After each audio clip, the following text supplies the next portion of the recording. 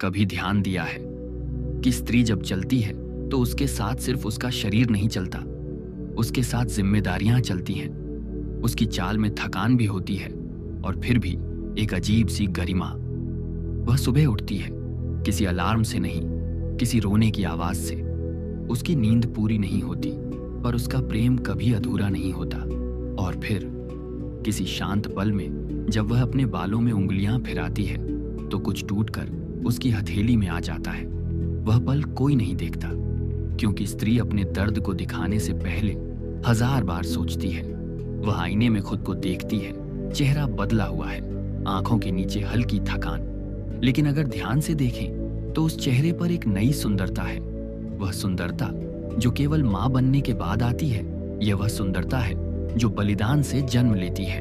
Postpartum hair fall उस सुंदरता को कम नहीं करता, वह बस यह याद दिलाता है कि इस शरीर ने कितना दिया है। आयुर्वेद कहता है, प्रसव के बाद स्त्री के भीतर वात तत्व बढ़ जाता है। वात जो गति है, जो परिवर्तन है, जो शुष्कता है। और जब वात असंतुलित होता है तो सबसे पहले जड़ों पर असर पड़ता है। बालों की जड़ें, नाड़ियों की शांति, मन की स्थिरता।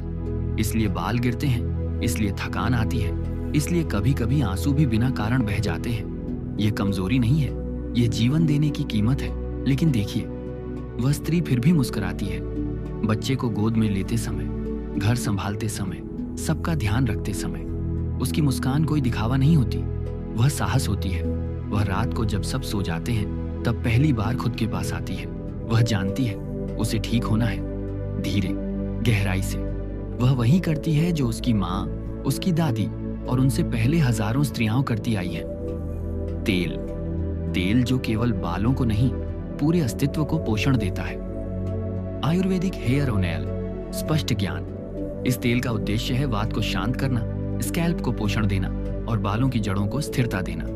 सामग्री: तिल का तेल 1 कप, नारियल तेल आधा कप, सूखी आंवला 2 बड़े चम्मच, भृंगराज पाउडर 1 बड़ा चम्मच, ब्राह्मी पाउडर 1 बड़ा चम्मच, मेथी दाना 1 बड़ा चम्मच, करी पत्ता 10 से 12 पत्तियां। विधि: धीमी आंच पर तिल और नारियल तेल को हल्का गर्म करें। तेल उबलना नहीं चाहिए।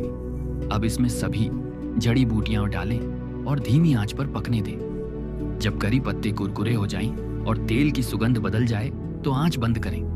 ठंडा होने पर छानक कर कांच की बोतल में रखें। वह तेल लगाती है, जल्दी में नहीं। उसके स्पर्श में कोई घबराहट नहीं होती, बस भरोसा होता है।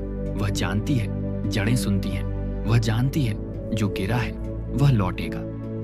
कुछ दिनों बाद बाल कम गिरते हैं, कुछ हफ्तों बाद नींद गहरी होती है और कुछ महीनों बाद आईना फिर से उसे पहचान लेता है।